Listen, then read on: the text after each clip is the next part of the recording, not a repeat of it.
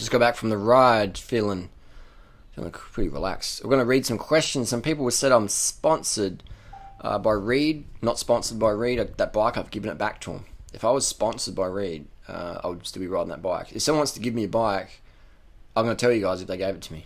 You know, that was definitely unbiased, non-professional review. Didn't get paid, didn't get the bike out of it, nothing like that. If I do, I'll let you guys know, man, because I want to remain unbiased, okay?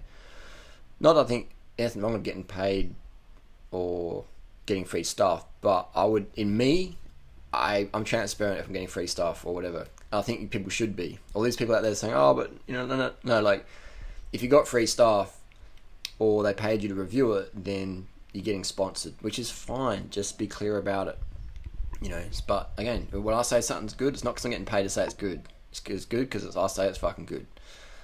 So just be clear. I don't have that for Reed. I didn't get paid by Reed. I do have some email correspondence with the big dog at Reed, and it's good because they're really open to making improvements in their bikes, and I love that. They're not pretentious, man. Reed's not a pretentious brand. So many brands are pretentious, man. Another question is, not sponsored at all. Totally believable that a guy like you would want a Reed bike with Tektro brakes. Awesome, honest review, ... A guy like me, who's been riding for 20 years, who's never had a driver's license, I've ridden hundreds of different bikes, man. And I love to test out new product. I love to test out new bikes. Because I used to think, oh, if it's a cheap carbon bike, it's not good. If it's from Reed or Azuri or Giant or all these brands. But when you actually get to ride them, go and ride hundreds of different bikes, you know, at high wattages, long distances, short distances, around corners, uphill, and then get a feel for bikes. You know, it takes me 30 seconds to work out if a bike's a piece of shit or not. And the Reed Condor, with the bike that's phasing out, that's a piece of shit. The latest Reed Osprey or the Falco Elite or the Vantages, the alloy Vantages, carbon Vantages, good bikes, man. The TRP brakes, those high ride things, they're good. The TRP cable brakes are good, but I'd recommend spend the extra and get the Hydro. Another one, basically, a question: how would this Reed or comparable carbon bikes from other mid-tier brands, B-Twin, Max 720, Rosa bikes, compare with aluminium bikes and big brands like Cannondale CAD 12, Special ALA, Trek, Amonda ALR or similar? In your opinion, which one is the best type kind of rider? New vid maybe. There are, and he's giving me some links. Man, I'd recommend get a copy of my cycling ebook. I'll put a link down below. Durianrider's Lean Body Bible. It's got a full bike buyer's review in there, and it's international.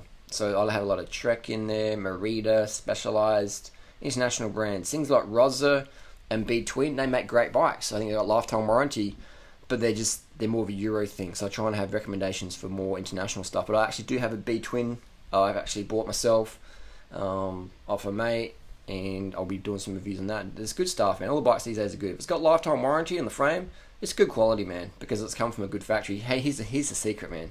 Cannondale, Trek, Specialized, Colnago, Pinarello, pretty much all come out of the same factories, man. You know, Reed, stuff like that. You'd be surprised who makes what. Same with rims. I mean, people think that Alex rims are bad or whatever. Like, they make rims for a lot of different people. You know, the Bontrager carbon rims, where do you think they're coming from? You're like, it's not Bontrager, Keith Bontrager's backyard, garden, shed, factory, workshop.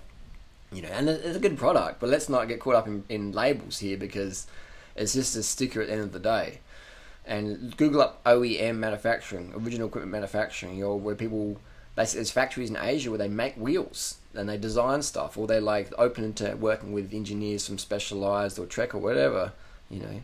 So it's not just a sticker, you know. Like someone's just like, I like GT bikes, what do you think of GT? And it's like, well, it's made in the same factory as a lot of brands, like Cannondale and everything, you know. So, and it's always changing, coming and going here and there, you know.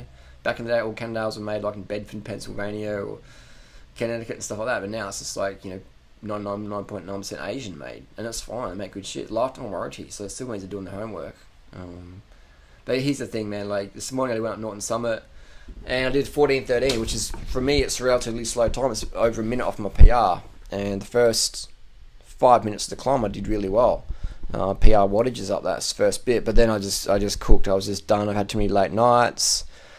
Didn't drink enough water the last few days, but I was still going 100%. I didn't use that as an excuse. You know, I got beaten by a couple of vegan mates, so they did well. They beat me. I was on a lighter bike than they have. I have my lightweight signers on my Giant TCR, Dura Ace, and you know, my mates who beat me weren't on a bike as light as mine, you know. So the bike really doesn't matter too much. You know, seat height matters more than bike weight, obviously, unless you're carrying like a 20 kilo backpack on your bike, you know, obviously. But, you know, if we're talking a couple of kilos here and there, it doesn't fucking matter, bro, on your bike. What matters is your tires are pumped up.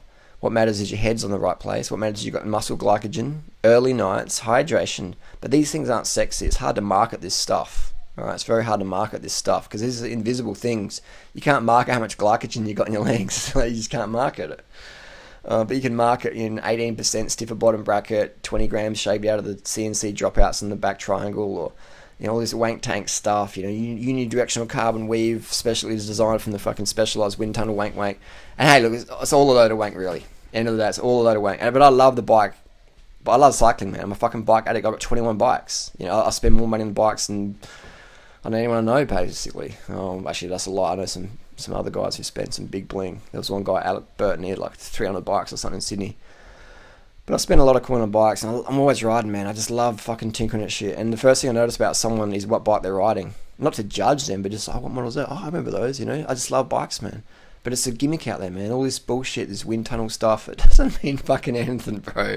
When you're doing 7 watts per kilo, no motherfucker's holding your wheel for half an hour but you, or Lance, or whoever, you know. So it's like, it all comes down to watts per kilo on those steep climbs. It all comes down to total power in a TT, how long you can hold it for. And if you're doing over 50k an hour, yeah, you might need some wind tunnel tested shit to save like 2 or 3 seconds at the World Championships. But if you're just a weekend warrior punter doing Kona Ironman or whatever, you don't need that bling shit, man. Seriously, it's just fucking marketing gimmick. And the people who market that product, the fucking big hitters out there, they're all on fucking EPO. And let's just be fucking real honest. You ain't winning shit, man, at a big level. Big level. Not like, you know, local stuff. I mean, like, you know, big fucking Ironman events and shit. Big marathons. Big basketball games. Big soccer World Cup shit. You ain't doing that fucking on a couple of Panadol and a strong fucking latte, man. There's some serious shit going on there because it's serious motherfucking money. And when the bike industry, if you fucking win on shit, people fucking buy it. They believe it. They believe in the fairy tale. Again, it's not a bad thing. It's just how business works, okay? So I'm totally aware of it. I'm not against it. I understand it. It's just the world we live in, man. People fucking want to have a fairy tale. But I love cycling, man, because it's a beautiful sport. You can get out there and ride your bike to work. You can ride with your kids, ride with your girlfriend, your boyfriend. You can do what you did today, just smashing up Norton Summit, just fucking banter the whole way up and grudges. And it's just fucking fun, man. It's good. No one gets hurt, you know? Like, you just get to the top of the hill and you just de-stressed. So it's a great sport, man. I love it. Always ride my bike. Get out there, but don't get caught up in the brands, man.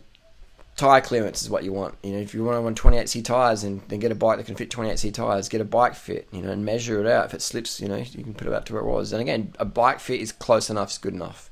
Your body changes every day. Your flexibility in your hips, or maybe a tight hamstring. So a bike fit, close enough, is good enough, you know. And after you've been riding for a few months, maybe a few thousand K, you know, get that bike fit and then go from there. And if you lose a lot of weight, get another bike fit, because your seat height will change depending on how much fat on your ass you lose or gain. But hey, close enough's good enough. Have fun out there. Don't get too caught up in brands.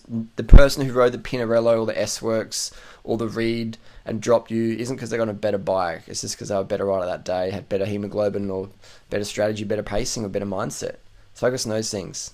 You know, like Eddie Merckx said. Eddie Merckx is a doper, man. While on the topic, why does Lance get vilified? Eddie Merckx, all those guys, the big dogs back in the day, they got busted. They owned up to it. But how come Lance got vilified and Eddie Merckx didn't? You know, I got an Eddie Merckx bike and everyone's like, oh, Eddie Merckx, fucking ass. You know, it's a beautiful bike. If it was a Lance Armstrong bike, people are like, oh, it's fucking... Like, man, come on, man. Come on, get with the times, bro. Get with the hemoglobin.